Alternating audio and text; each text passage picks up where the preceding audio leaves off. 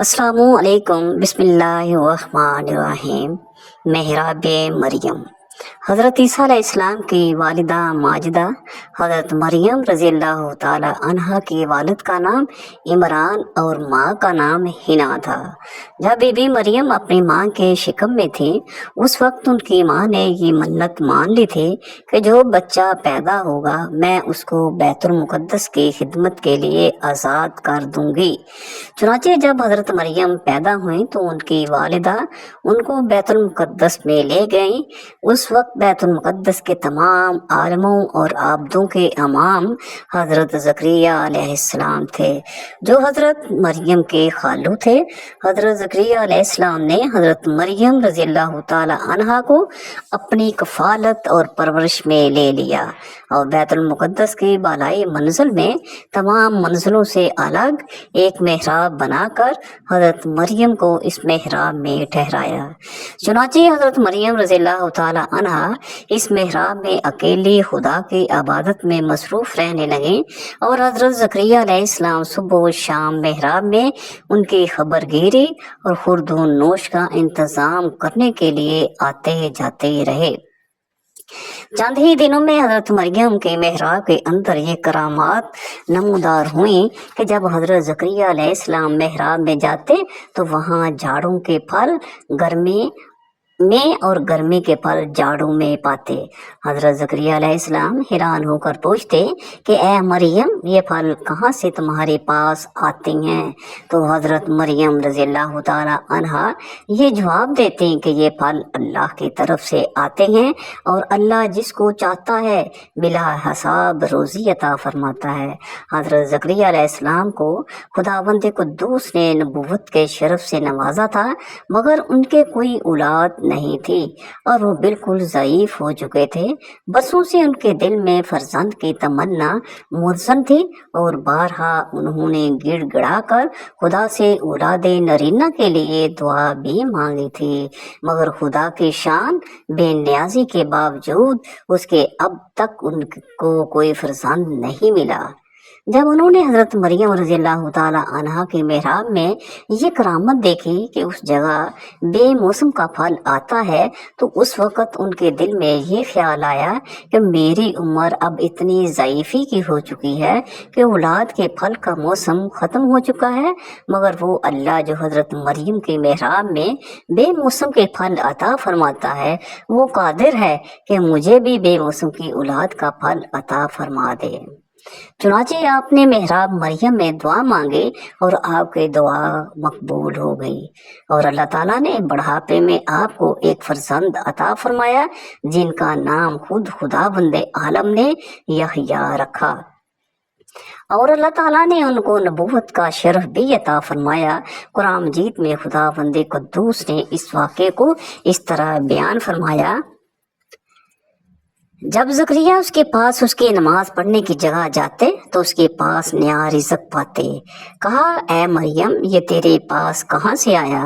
بولی وہ اللہ کے پاس سے ہے، بے شک اللہ جسے چاہے بے گنتی دے۔ یہاں پکا رہا زکریا اپنے رب کو بولا اے رب مجھے اپنے پاس سے دے ستھری اولاد، بے شک تم ہی دعا سننے والا۔ تو فرشتوں نے اسے آواز دی اور وہ اپنی نماز کی جگہ کھڑا نماز پڑھ رہا تھا۔ بے شک اللہ آپ کو مژدہ دیتا ہے یحییٰ کا جو اللہ کی طرف کے ایک کلمے کی تصدیق کرے گا اور سردار ہمیشہ کے لیے عورتوں سے بچنے والا اور نبی ہمارے خاصوں میں سے۔ اس واقعے سے مندرجہ ذیل عبرتوں کی تجلی ہوتی ہے جن سے ہر مسلمان کو سبق حاصل کرنا بہت ضروری ہے۔ حضرت مریم رضی اللہ تعالی عنہا باکرامت ولیہ میں کہ حضرت مریم رضی اللہ تعالی عنہا صاحب کرامت اور مرتبہ ولایت پر فائز ہیں کیونکہ خدا کی طرف سے ان کی محراب میں پھل آتے تھے اور وہ بھی جاڑوں کے پھل گرمی میں اور گرمی کے پھل جاڑوں میں۔ یہ ان کی ایک بہت ہی عظیم الشان اور واضح کرامت ہے جو ان کی ولایت کی شاہد عدل ہے۔ عبادت گاہ مقام مقبولیت ہے۔ اس واقعے سے یہ بھی ثابت ہوا کہ اللہ والے یا اللہ والیاں جس جگہ عبادت کریں وہ جگہ اس قدر مقدس ہو جاتی ہے کہ وہاں رحمت خدا بندی عز و جل کا نزول ہوتا ہے اور وہاں پر دعائیں مقبول ہوا کرتی ہیں، جیسا کہ حضرت زکریا علیہ السلام کی دعا محراب مریم میں مقبول ہوئی، حالانکہ وہ اس سے پہلے بیت المقدس میں بار بار یہ دعا مانگ چکے تھے مگر ان کی مراد پوری نہیں ہوئی تھی۔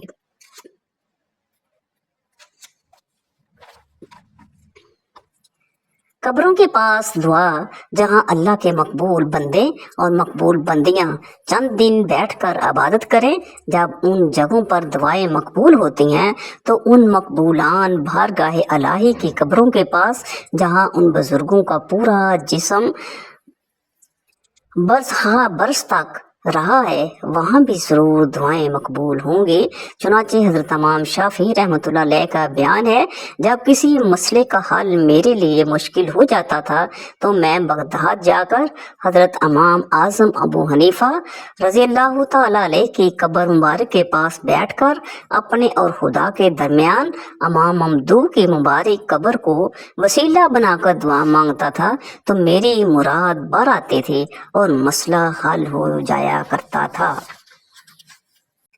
حضرت ابراہیم علیہ السلام نے ایک مرتبہ خداوند قدوس کے دربار میں یہ عرض کیا، یا اللہ مجھے دکھا دے کہ تو مردوں کو کس طرح زندہ فرمائے گا۔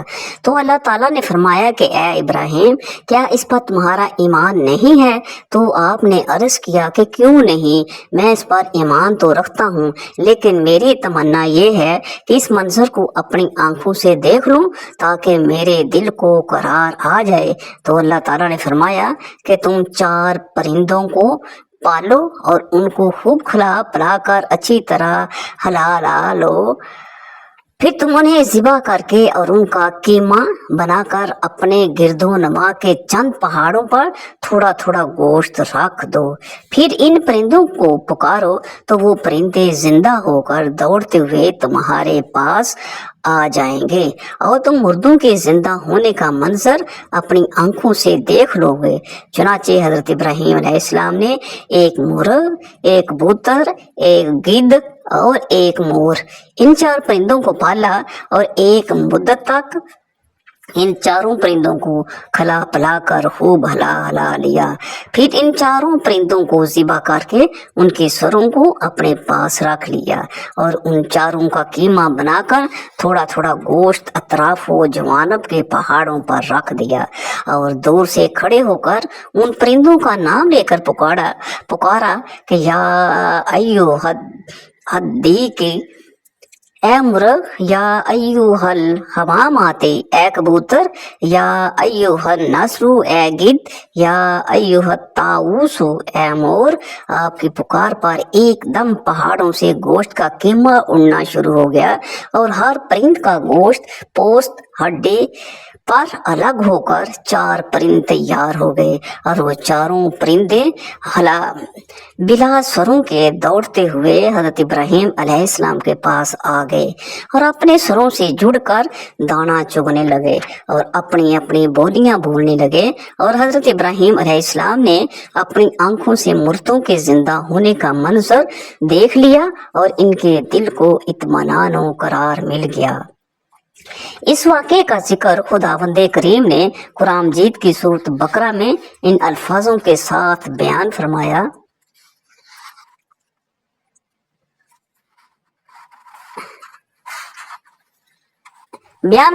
ہے کہ جب عرض کی ابراہیم نے، اے رب مجھے دکھا دے تو کیوں کر مردے جلائے گا؟ فرمایا کیا تجھے یقین نہیں؟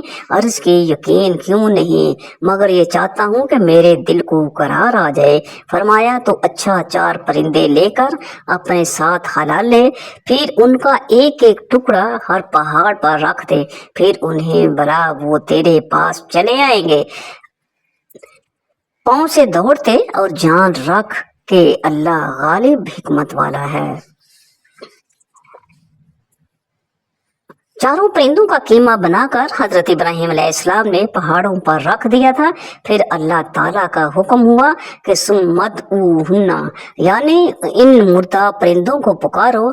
चुनाचे आपने चारों का नाम लेकर पुकारा तो उसे ये मसला साबित हो गया कि मुर्दों का पुकारना शिरक नहीं है, क्योंकि जब मुर्दा परिंदों को अल्लाह ताला ने पुकारने का हुक्म फरमाया और एक जलील कदर पैगंबर ने उन मुर्दों को पुकारा तो हरगिज़ ये शिरक नहीं हो सकता, क्योंकि खुदावंद करीम कभी भी किसी को शिरक का हुक्म नहीं देगा, ना कोई नबी हरगिज़ हरगिज़ कभी शिरक का काम कर सकता है। तो जब मरे हुए परिंदों को पुकारना शिरक नहीं, तो वफात पाए हुए खुदा के वलियों और शहीदों का पुकारना क्यों कर शिरक हो सकता है। जो लोग वलियों और शहीदों के पुकारने को शिरक कहते हैं और या गौस का नारा लगाने वालों को मुशरिक कहते हैं, उन्हें थोड़ी देर सर झुकाकर सोचना चाहिए कि इस कुरानी वाक़े की रोशनी में उन्हें हदायत का नूर नजर आ जाए और वो अहले सुन्नत के तरीके पर सिराते मुस्तकीम की शाहराह पर चल पड़े। वल्लाहु आलम। हजरत इब्राहिम अलैहिस्सलाम ने जिन 4 परिंदों को ज़िबा किया उनमें से हर परिंद एक बड़ी खसलत में मशहूर है। मसलन मोर को अपनी शक्ल सूरत की खूबसूरती पर बड़ा घुमंड रहता है और मुर्ग में कसरत शऊत की बुरी खसलत है और गिद्ध में हिरस और लालच की बुरी आदत है और कबूतर को अपनी बुलंद परवाज़ी और ऊंची अड़ान पर नहुसत व गरूर होता है। तो उन चारों परिंदों के ज़िबा करने से इन चारों खसलतों को ज़िबा करने की तरफ इशारा है कि चारों परिंदे ज़िबा किए गए तो हज़रत इब्राहिम अलैहिस्सलाम को मुर्दों के जिंदा होने का मंजर नजर आया और उनके दिल में नूरे इत्मीनान की तजल्ली हुई, जिसकी बदौलत उन्हें नफ्से मुतमइन्ना की दौलत मिल गई। तो जो शख्स ये चाहता है कि उसका दिल जिंदा हो जाए और उसको नफ्से मुतमइन्ना की दौलत नसीब हो जाए, उसको चाहिए कि मुर्ग ज़िबा करे, यानी अपनी छुरी फेर दे और मोर को ज़िबा करे, यानी अपनी शक्ल सूरत और लिबास के घमंड को ज़िबा कर डाले, और गिद्ध को ज़िबा करे, यानी हिरस और लालच का गला काट डाले, और कबूतर को ज़िबा करे, यानी अपनी बुलंद परवाज़ी और ऊंचे मर्तबे के गरूर और नहूद पर छुरी चला दे। अगर कोई इन चारों बड़ी बुरी खसलतों को ज़िबा कर डालेगा तो इंशाअल्लाह वो अपने दिल के जिंदा होने का मंजर अपनी आंखों से देख लेगा। बने इसराइल का निज़ाम यूं चलता था कि हमेशा उन लोगों में एक बादशाह होता था जो मुल्की निज़ाम चलाता और एक नबी होता जो निज़ाम शरीयत और दीनी अमूर की हदायत और रहनुमाई किया करता था। और यूं दस्तूर चलाता था कि बादशाही यहूद इब्ने याकूब अलैहिस्सलाम के ख़ानदान में रहती थी और नबूवत लादी बिन याकूब अलैहिस्सलाम के ख़ानदान का तुर्रे इम्तियाज़ था। हज़रत शमुएल अलैहिस्सलाम जब नबूवत से सरफराज किए गए तो उनके ज़माने में कोई बादशाह नहीं था, तो बनी इसराइल ने आपसे दरख्वास्त की कि आप किसी को हमारा बादशाह बना दीजिए। तो आपने हुक्म खुदाबंदी के मुताबिक तालूत को बादशाह बना दिया, जो बनी इसराइल में सबसे ज़्यादा ताकतवर और सबसे बड़ा आलिम था, लेकिन बहुत ही गरीब व मुफलिस था। चमड़ा पकाकर या बकरियों की चरवाही करके जिंदगी बसर करता था।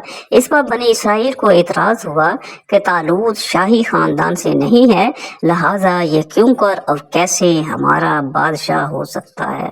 इससे ज़्यादा तो बादशाह के हकदार हम लोग हैं, क्योंकि हम लोग शाही खानदान से हैं। फिर तालूत के पास कुछ ज़्यादा माल भी नहीं है। एक गरीब मुफलिस इंसान भला तख्ते शाही के लायक क्यों कर हो सकता है। बनी इसराइल के इन इतराज़ का जवाब देते हुए हज़रत शमूएल अलैहिस्सलाम ने ये तकरीर फरमाया उसे अल्लाह ने तुम पर चुन लिया और इसे इल्म और जिस्म में कशादगी ज़्यादा दे, और अल्लाह अपना मुल्क जिसे चाहे दे, और अल्लाह वुसअत वाला इल्म वाला है। और उनसे उनके नबी ने फरमाया उसकी बादशाही की निशानी ये है कि आए तुम्हारे पास ताबूत जिसमें तुम्हारे रब की तरफ से दिलों का चैन है। चुनाचे थोड़ी ही देर के बाद 4 फरिश्ते संदूक लेकर आ गए और संदूक को हजरत शुमैल अलैहिस्सलाम के पास रख दिया। ये देखकर तमाम बनी इसराइल ने तालूत की बादशाही को तस्लीम कर लिया और आपने बादशाह बनकर न सिर्फ इंतजाम मुल्क की संभाला बल्कि बनी इसराइल की फौज भर्ती करके कौम अमालका के कफ्फार से जहाद भी फरमाया। अल्लाह ताला ने इस वाक़े का जिक्र कुरान मजीद में फरमाते हुए इस तरह अरशाद फरमाया कि जिसका तर्जमा ये है, और उनसे उनके नबी ने फरमाया कि बेशक अल्लाह ने तालूत को तुम्हारा बादशाह बनाकर भेजा। देखो कहने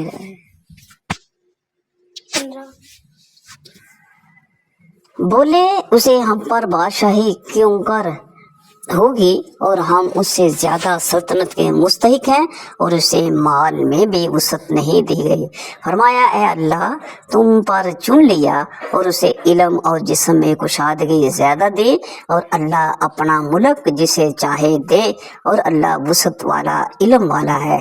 और उनसे उनके नबी ने फरमाया उसकी बादशाही की निशानी ये है कि आए तुम्हारे पास ताबूत जिसमें तुम्हारे रब की तरफ से दिलों का चैन है और कुछ बची हुई चीजें हैं। मुअज़्ज़ज़ मुसलमान और मुअज़्ज़ज़ हारून के तरके की उठाते लाएंगे उसे फरिश्ते, बेशक उसमें बड़ी निशानी है तुम्हारे लिए अगर ईमान रखते हो।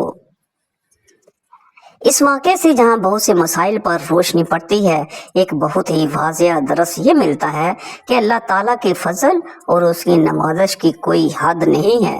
वो चाहे तो छोटे से छोटे आदमी को मिनटों बल्कि सेकंडों में बड़े से बड़ा आदमी बना दे। देख लो हजरत तालूत एक बहुत ही कम दर्जे के आदमी थे और इतने मुफलिस थे कि या तो वो दिबगर थे या चमड़े को दबागत देकर अपनी रोजी हासिल करते थे या बकरियां चराकर उसकी उजरत से गुजर बसर करते थे। मगर लम्हा भर में अल्लाह ताला ने उन्हें साहिब तख्तो ताज बनाकर बादशाह बना दिया। इस वाक़े से और कुरान मजीद की इबारत से मालूम हुआ कि जिस्मानी तवानाई और इल्म की वसअत बादशाही के लिए मालदारी से ज़्यादा ज़रूरी है, क्योंकि बकाया जिस्मानी ताकत और इल्म के निज़ाम में मुल्की को चलाना और सल्तनत का इंतज़ाम करना तकरीबन महाल और नामुमकिन है। इससे ज़ाहिर हुआ कि इल्म का दर्जा माल से बहुत बुलंदतर है।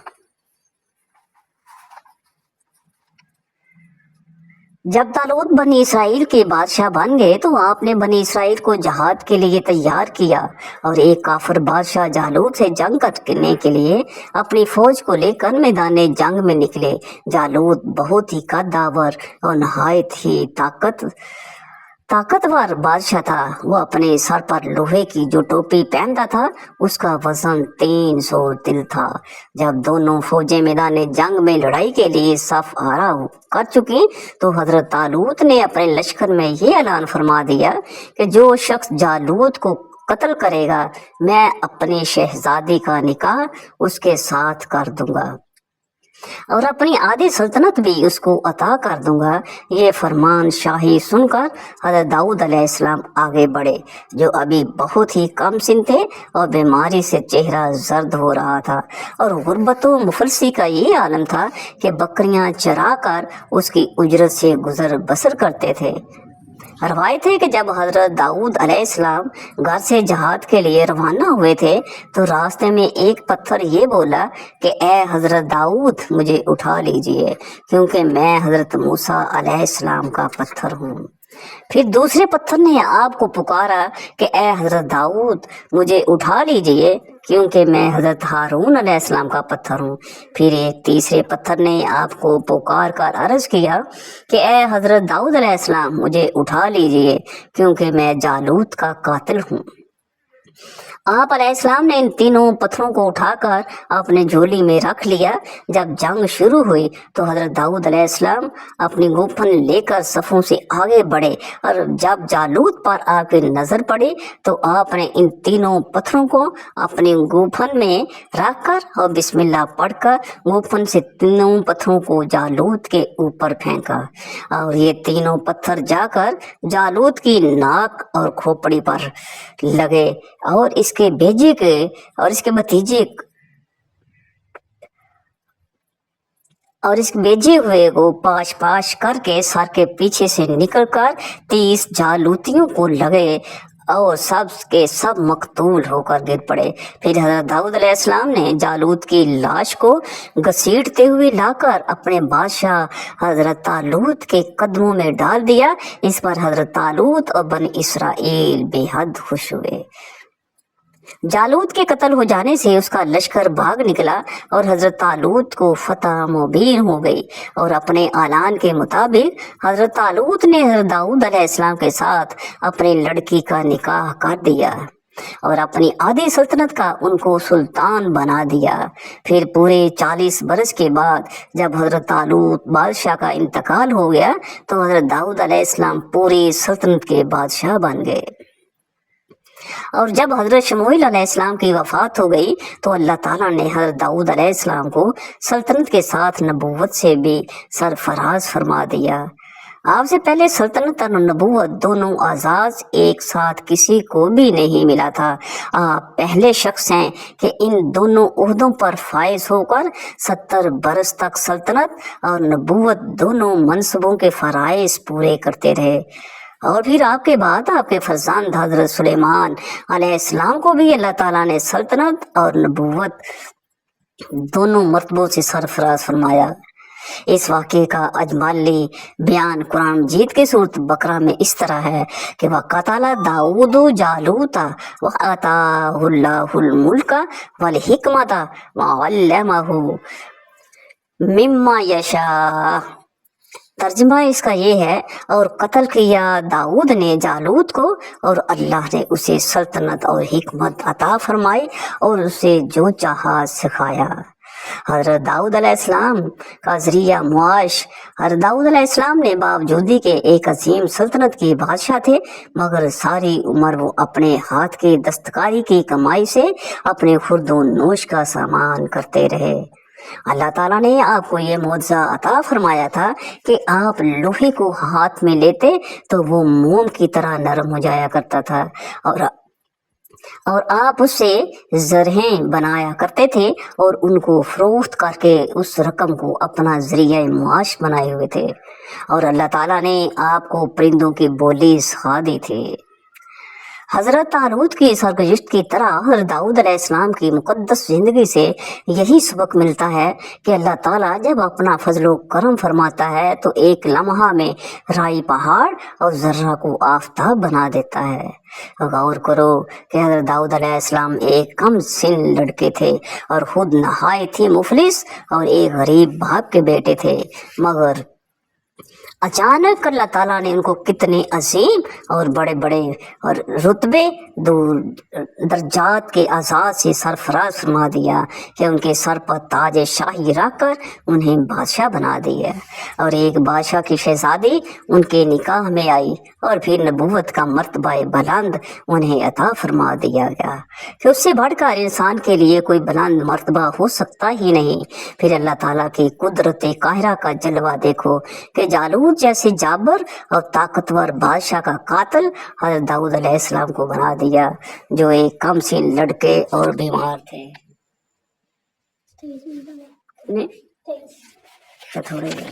और वो भी इनके 3 पत्थरों से कत्ल हुआ। हालांकि जालूत के सामने इन छोटे छोटे 3 पत्थरों की क्या हकीकत थी, जबकि वो 3 सूरतल वजन की फुलादी टोपी पहने हुए था।